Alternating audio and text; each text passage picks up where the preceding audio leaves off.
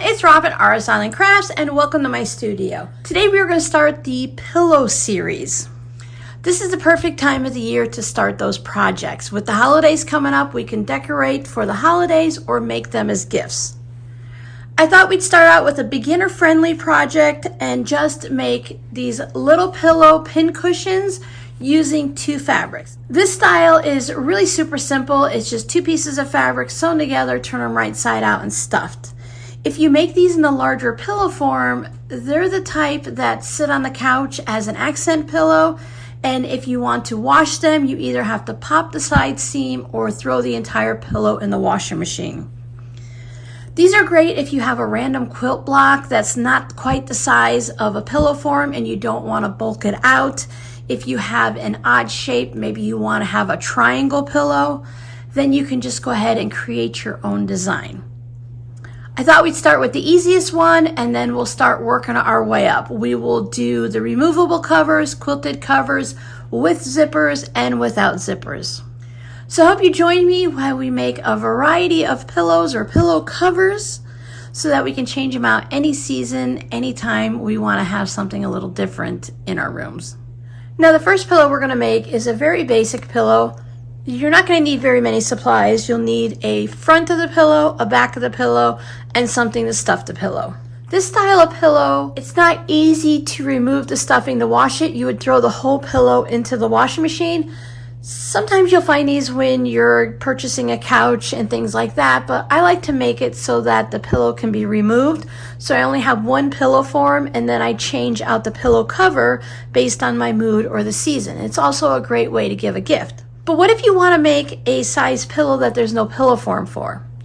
Yes, you can make your own pillow form, or you can just go ahead and make that pillow. Maybe you have a leftover quilt block, or you want to use somebody's t-shirt, or a dress shirt, or just some random piece of fabric that you found and that you love it, but it doesn't fit the normal size of a pillow form, 16 inches, 18 inches, 20 inches.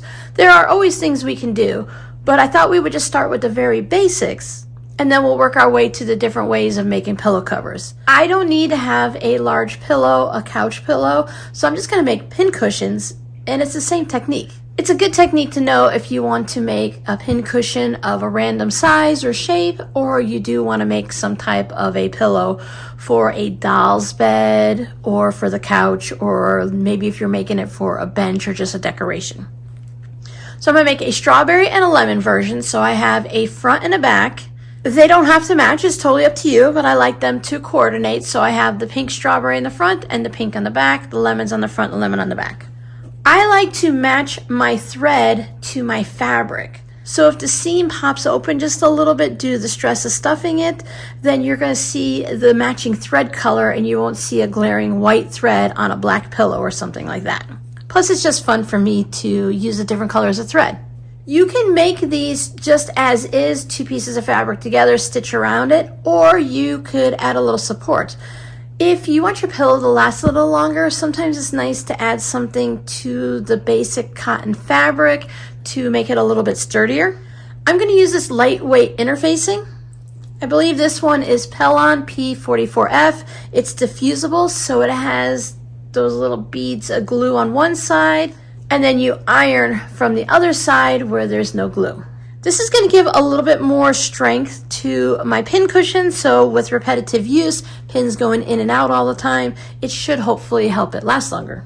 Now if you're making an actual pillow and you want it to be a little bit firmer and you don't want the outer fabric to be floppy, because the quilting cotton is a bit of a loose fabric, it's not nice and firm like that, you can use a heavier weight interfacing. This is just a basic one that I keep on hand all the time. And after you fuse the first one on, if you think it needs a little bit more structure to it, you can always take the same interfacing and put a second layer on. This is fusible fleece. It's a fleece batting type layer on one side, and then on this side, that's all the fusible. You can feel the roughness with your fingers. This also works really well for making pillows. You would just fuse it on the back and it would give you that extra structure, but it's still very soft and flexible. I like to use this a lot for my quilted pillow covers, the ones that don't have a lot of seams in them. When they have a lot of seams, then I like to just use quilting batting. With the fusible fleece, some people like to cut it smaller than the actual fabric so that it's not in the seams. So if you're going to use a 1/4 of an inch seam on either side, you want to make this a 1/2 inch shorter all the way around. So this is a 5.5 inch piece of fabric. I would then cut my fusible fleece to 5 inches. I don't generally have an issue with it. It's not a bag that we're making. That's where most people like to make it a little bit narrower. We're just making a pillow, so it's all up to what you like to do and how you like your seams and your sewing machine, how well that can sew through the extra thickness. And then I have my stuffing. Right now, the only filling I have in the house is this dry polyester packing fiber fill that is ideal for doll making. I've made a few pincushions with this and it has worked really well so far. It's a bit of a scratchier, stick together, firmer type of polyfill. There are some that are more light and fluffy, and then you can also use a variety of things. A lot of people like to take their old batting scraps and cut them up really small. You can just go with your rotary cutter, put them down on your cutting mat and cut them into tiny pieces, and then use that. For pincushions, there are numerous things that you can put in them. Some people like to put walnut shells. Some people put those little beads that you put in dolls. There's a lot of different things that you can put in it. But we're going to be making a smaller example of a couch pillow. So I would like to fill it with some type of a fiber fill. There is some more natural ones. There's some wool that you can use to stuff your pillows if you prefer. Just remember, if it's something you're going to put through the washer, whatever's on the inside of your pillow needs to be able to go through the washer and dryer. Otherwise, you can just spot clean it. All right, that's enough of all of that information. Let's get to sewing.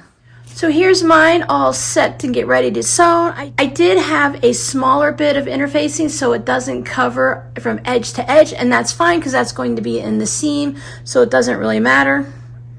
It's the same for all the pieces. Then you lay them right sides together, and I put pins on this one to hold it in place so that when I'm sewing, it won't move at all.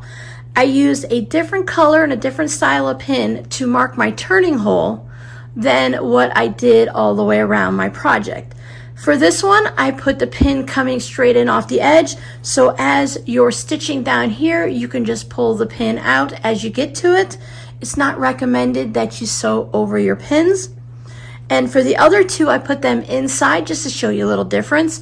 So after I get to the corner and I start stitching down this way, the pin is out of the way, so it's not going to get stuck up underneath my presser foot or anything, and I can remove those when I'm done sewing.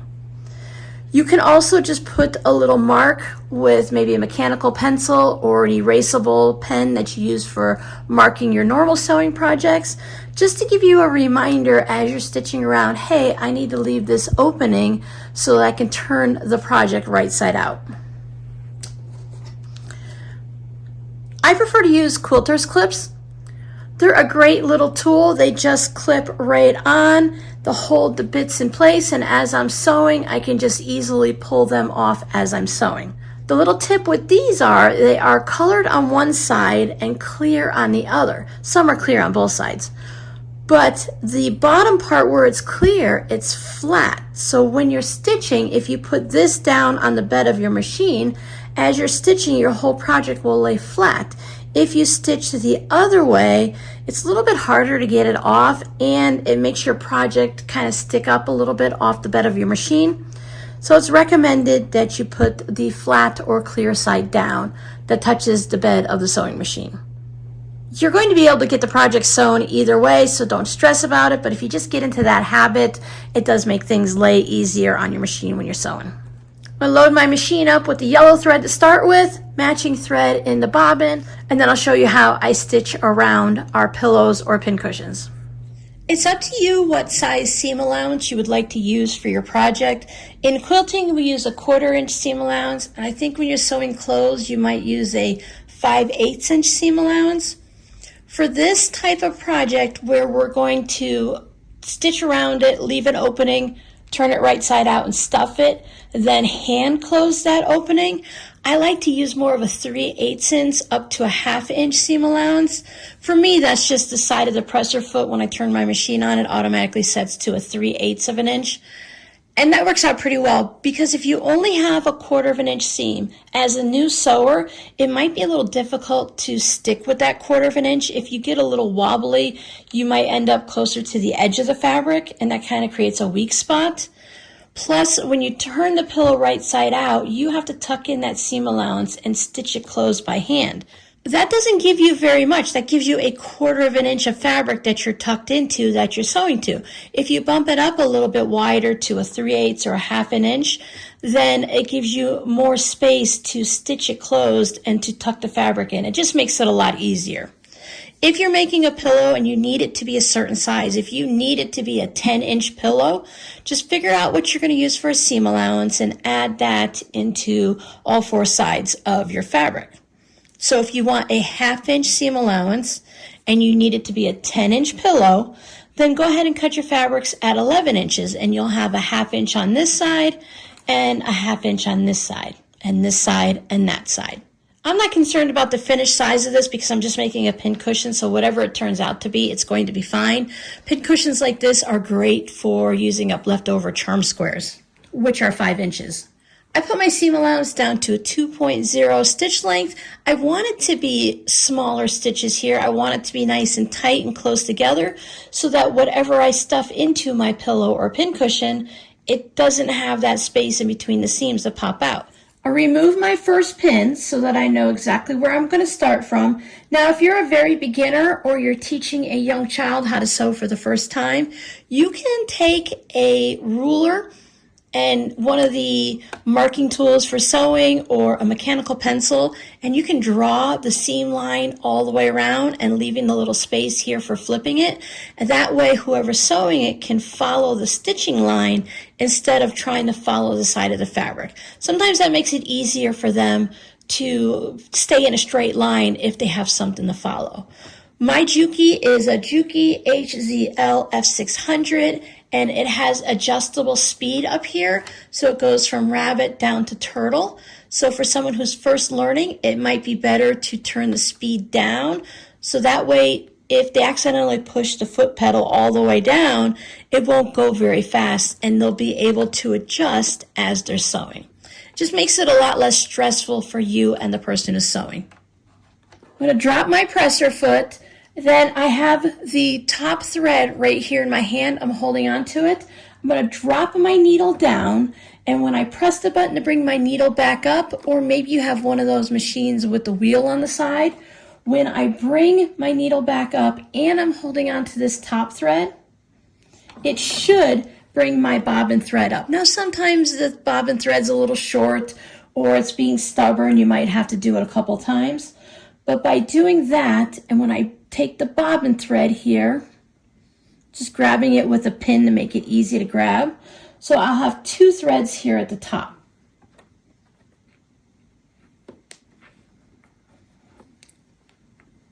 Just tuck them underneath the foot. I'm going to hold on to these. So as I first start sewing, I'll hold on to them and it won't create that crazy bird's nest or a pileup of thread on the bottom of the project. It's just a nice habit to get into to make your project look nice from both sides, because sometimes you can see the back. So I'll put my needle back down. So at the beginning and end of this opening, I want to back stitch before I start sewing and before I stop sewing. And that's going to strengthen that opening so it's not as easy to pop the threads when I turn it right side out and I start stuffing it. So I'll back stitch 2 or 3 times, and then I'll stitch whatever my seam allowance is. I want to stop that distance from the corner. So even if you don't draw all the lines, it might be helpful just to draw the corner. But I'm going to let the fabric ride on the side of my presser foot, and when I stitch forward, I'm going to stop what looks like 3/8 of an inch from the end. It's something you'll get used to, and there's also markings on the machine for you to watch, but you can do a little test. With your needle down, lift up your presser foot, spin your project, put your presser foot down. Is it right along the edge of the machine? If you can still see fabric, then you just lift your presser foot, turn it back around, and take another stitch or two. If you've gone past it and the fabric is under, then maybe you need to back up a stitch or two. And then you just stitch down the next side. Before my needle gets underneath my presser foot, I want to remove it, and then I'll keep sewing. Again to the corner, spin.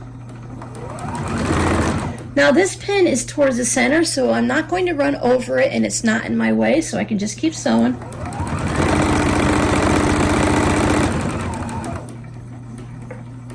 Some people like to sew all the way off the fabric, lift the needle, spin it, and then you'll start back off the fabric again, line it up wherever you're lining it up, and then you can continue sewing.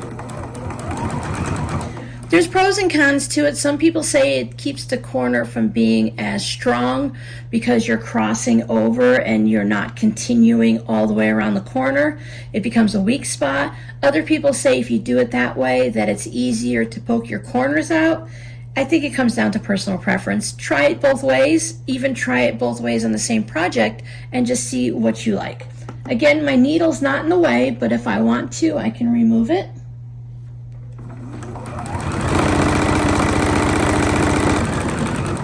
So again, I can sew off, lift my needle, because I want to release that tension on my thread. So then when I bring it back, put it in place. You could also back stitch right here if you want to secure that. Cut my thread from the beginning.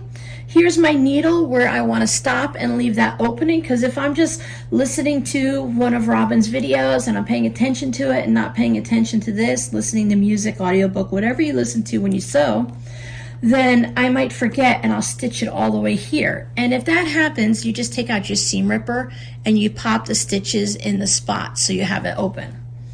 So I'm going to remove that pin, and for me, I'm going to hold it right here because in this short amount of time, I could really just forget what I'm doing and keep sewing. So I'm just going to hold it as a little reminder for a minute, just to remind myself, hey, this is what I'm doing. You want to leave enough space unsewn that you can take the project and pull it out, but you don't want to be too close to the corners. I try to stay a couple of inches from each corner if I can. If you're making a larger pillow for your couch, you're going to have more space, 10 inches, 12 inches from top to bottom. You can leave a 4 or 5 inch opening. With a smaller project like the pincushion, it's more like 2 or 3 inches. We have to be able to get the stuffing in there, so we may as well make it easy on ourselves. Then back stitch, cut your thread. Remove all of your pins. Now we'll move on to the next step. Here we are, I stitched all the way around. We have that opening. I did take this over to my ironing station and I just hit it with the iron and gave it a nice press just to settle down the stitches. In quilting, we call it setting the seam. And it just takes your stitches and just kind of settles them all down into the fabric. Sometimes if you run your hand over a brand new line of stitching, you can feel the bumpiness of it, and then after you press it, it's nice and smooth. With quilting, it just means it's going to take up less room when you have the seam. So if you were to be making a quilt block, when you pressed your seams in one direction or the other, it wouldn't take up extra space. When making pillows, it just means that I set the seam like I mentioned, and also it takes care of any wrinkles that might have occurred in your project while you were stitching it together. I'll take the little extra threads there and just remove them. Here's my opening. So now on each corner, I want to trim off that extra bulk that's there, just to make it so when I turn my corner, I don't have all of that extra fabric sitting in the corner. I want to stay away from the stitching line. If I accidentally cut through the stitching line, I'll just take it back to the sewing machine and I will take a stitch again that's just a little bit more inside, a little bit of a wider seam allowance on the stitching, just so that I can go ahead and restitch that corner so you don't have to stitch the whole project again. Some people just cut it on the diagonal like that. Some people like to do on the diagonal and take a little bit extra off of each side, just to again have less fabric in the corners right there. It's up to you. Again, it's one of those things that it's whatever works for you and feels comfortable for you, and try a couple different things and see what you like. Sometimes I just snip the corner, and sometimes I do the extended cuts like that. I don't have very much of a seam allowance here. We just have 3/8 of an inch. So I can just leave it like that. If you were using maybe something larger, 1/2 inch, 3/4 of an inch, somewhere up there, you can trim down some of the seam allowance. But what I would be cautious of is I wouldn't trim any right here at this opening, because you want to have that extra fabric to tuck into the seam, again, to make it easier to close it up. You don't want this to fray. If this was down to just a teeny little 1/4 of an inch, then it would be really easy for the edges of the fabric to fray even after I close up the hole. So if this was a large 12-inch pillow and I wanted to trim some of it, I would just trim a little bit here, and then I would trim a little bit there, and I would leave that extra there. If you were using some large amount for whatever reason, you can trim it down, but I wouldn't go any further than 3/8 of an inch down. So if you want on these edges, you can go ahead and trim them down a little just to reduce the bulk. I would just be careful, because if you're using a fabric that frays a lot, then it could fray inside your pillow over usage and washing. What you can do then, if you want, is to go ahead and just do a zigzag stitch right here in the seam allowance, and that would stop any of the extra fraying. If you happen to have a serger, that's a great way to do it. You can use your sewing machine and use an overcast stitch. Just make sure you don't do it here on the part where your opening is, because then you wouldn't have an opening anymore. My camera's going a little crazy with the yellow fabric, so I'm sorry if it looks a little weird color. Next step would be to find our little opening here, and we want to turn our pillow or our pincushion right side out. If it's large enough, you can just fit your hand in there and pull it out. If you're making a pincushion and it's a little smaller, you can go ahead and use some hemostats. These are just fun rainbow tulip pink versions. Just put it in. I like to grab one of the corners. I just tuck the fabric down so that it pinches in the hemostats, and then you can pull it out. You can buy these at quilt stores. You can get them on Amazon. My husband worked construction, so he was constantly getting stitches, hitting his knees on nails and stuff like that. So when you go to the emergency room or the walk-in clinics, the hemostats and the scissors are a one-time use only. So you can always ask them if they're going to throw them away, and then you can just keep them. That's how we got a lot of our scissors and hemostats. So just pull it all out, and then I'll pop my finger or my thumb in there to bring the corners out. Now, it doesn't look like very much, and it definitely doesn't look like a square. There are a variety of tools that you can use to pop out your corners. You want to have something that's not super sharp. I recommend not using your scissors. I know a lot of people do, but they're mainly people that have been doing it for a while and they've had good practice with it. You can use your hemostats, but mine are just a little bit on the pointier side. I have this flamingo turning tool. It's from Flamingo Toes. You could put that in, and you can just bring your corner out and push very gently, because you don't want to push through your fabric. If you're just using quilting cotton, it's really easy to push through the fabric. So you'll work it until you get the corner out. But my favorite tool is just a simple crochet hook. You can get these at thrift stores. You can buy just one individual one. This one happens to be a size H. I use an H or an I, because if it's a smaller corner like this, I'll use this smaller hook. If it's a bigger corner, I'll use the bigger hook. This has a rounded tip to it, so it's not pointed, and it allows me to just go into the corner and push it out a little bit, and I just want to be gentle. I also take my crochet hook and I ride it along this seam, because I want to have fabric on the top and the bottom. I don't want it to look like this on either side. So then I get to the corner and I can just gently wiggle it out. Come back to this side. I'm holding the fabric on both sides, and I run it along the seam and then push out my corner. Again, not pushing so hard that I'm going to pop a seam or push through the fabric. If you're using something sharp and it pops through the corner, then you just want to take it, flip it back out wrong sides, and sew a new seam. Whoops, sorry. Things like that feel scary, but it's not a disaster. I'm pretty sure if I say just about every person who's ever done something like this at some point has pushed their tool through the corner, because I know I've done it. I've done it recently, and I've been sewing for several years. Just want to make sure everything is pushed out nice. And then in our opening, we're just going to tuck that fabric in. And what we want is we want it to be even across the top. We don't want it so that it has this big dip down, and we don't want to see both fabrics. Just finesse it a little bit with your fingers, move it around, push some in, pull some out.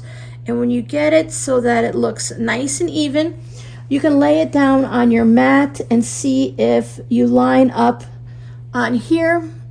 If you make sure that it's lined up right along there on that line, and then I take it over to my iron and I give it a good steamy press just to set that crease. So after I'm done filling it up with the fiber fill, I'll have that nice edge to go ahead and stitch it up. There we are. Now that it's at this point, we're ready to stuff it. Now it looks just like a coaster.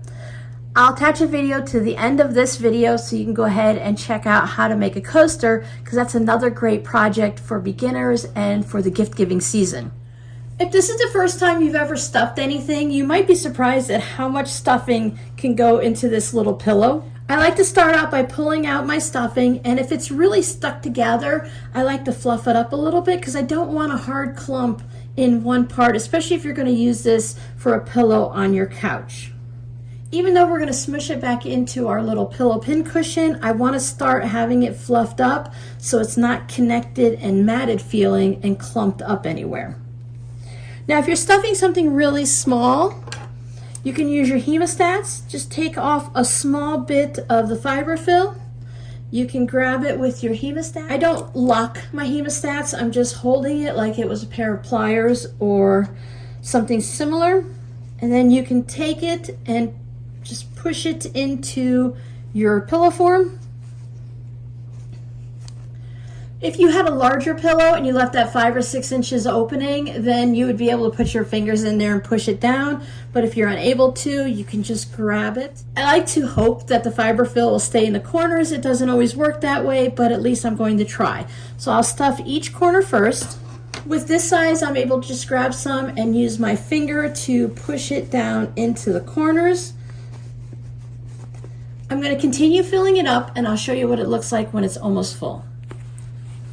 So here is my little pincushion pillow, and it's pretty well stuffed, but you might notice that when you put your finger in, it's really easy to go ahead and make a big hole in the center. So while it feels stuffed, you might want to put some more in. It all depends on the actual feel that you're looking for. If you're looking to make a pincushion, then you might want to have it a little bit more stuffed.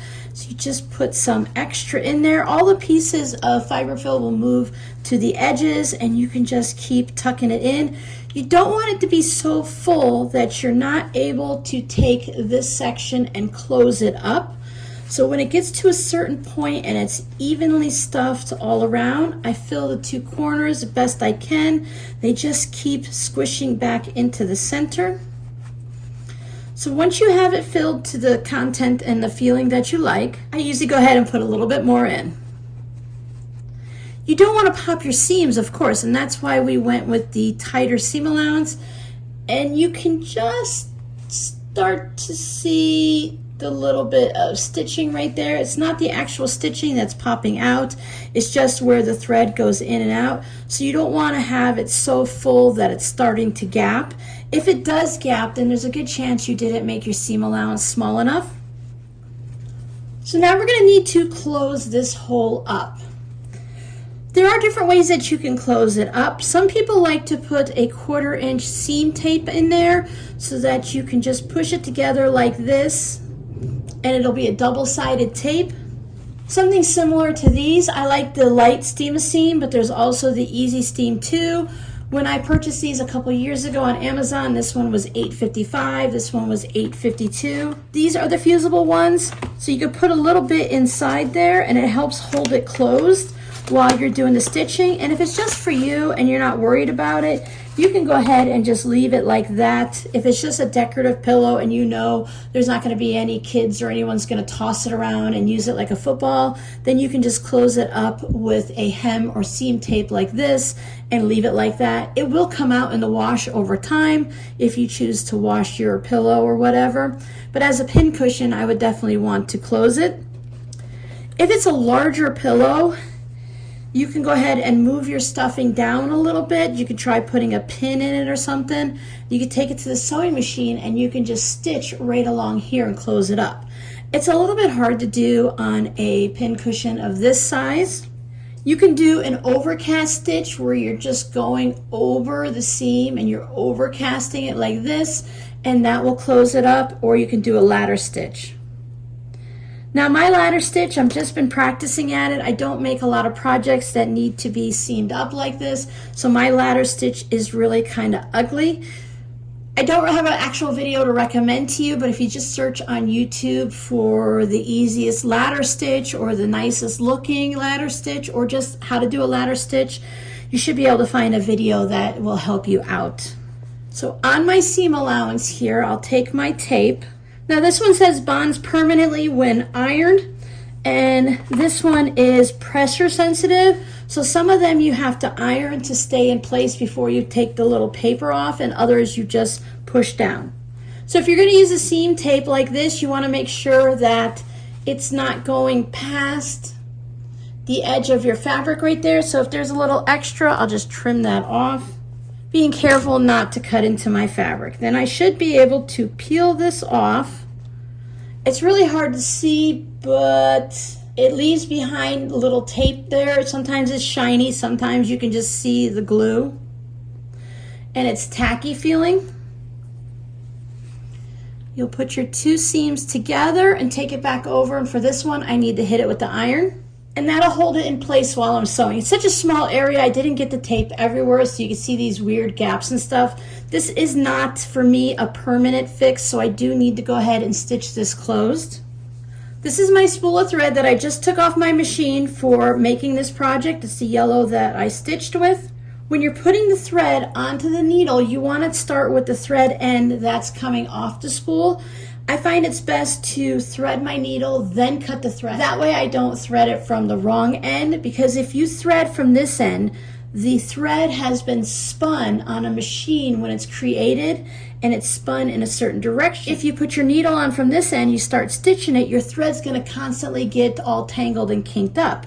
So one of the tips to help avoid that is to start on the end as it comes off your spool. So if you don't cut it off, you can't get the wrong end.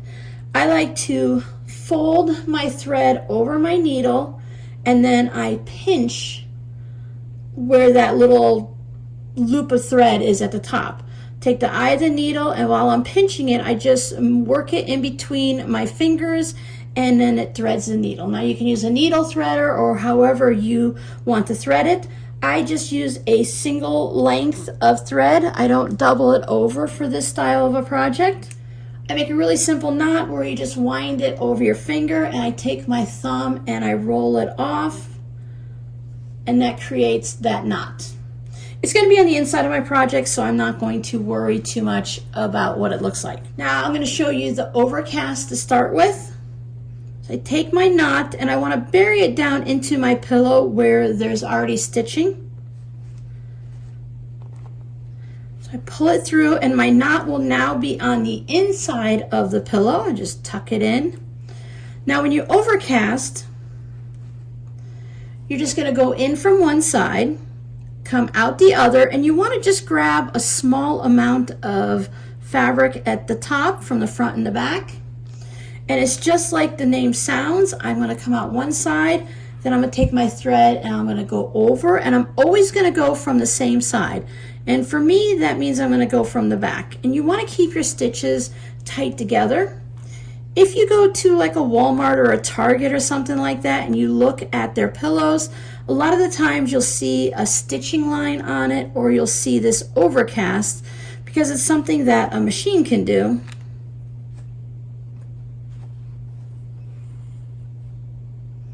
And you don't have to worry about it. So I would just continue down And when I got to the end, with my last 1 or 2 stitches, I'll have a loop of thread here. So I'll have that loop of thread, and when it gets a little bit smaller, I'll take my needle and I'll go up into that loop of thread, and then I will just pull it tight and it'll create a knot. So I'll do that a couple times just to secure it.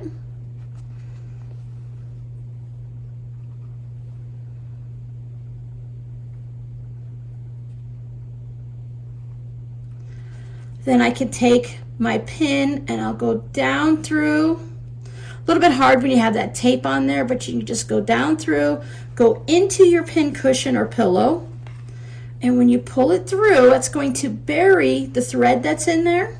Put a little tension on the thread and then just cut it close to your pillow or pin cushion. And then when you're done, it'll just go back inside and that length of thread is hidden in there. That does create a visible seam, so unless you have 2 pieces of yellow fabric, if they were both yellow, it wouldn't be noticeable, but against the black, you'll see the yellow thread on there. And of course, if you use black thread, you would definitely see it. I'm going to give you a basic idea about the ladder stitch. My ladder stitch isn't very pretty, so I highly recommend that you check out some other videos. We'll start from this end this time. I will bring my knot up through close to the end of the stitching. Now with the ladder stitch, you want to take a little bit of fabric from this side, and then you want to take a little bit of fabric from this side. It'll create the rungs of a ladder, the little steps that you step on, and then when you pull it tight, everything just cinches in. It's a really cool trick when people get it done right. I just struggle with it. I think I take too big of stitches. So if we take a little bit of a stitch on the inside of the opening here, I will still have space even with that seam tape holding it. Some people put clips on it, some people put pins in it.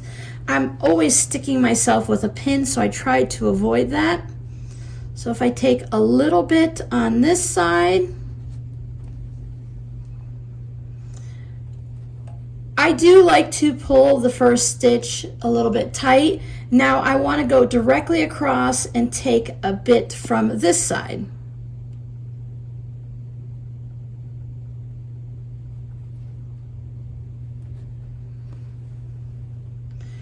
And you'll keep alternating across like that until you get all the way to the end. Now you can pull it at various times and tighten it up. So when you pull that, you see how that just sucks it right in?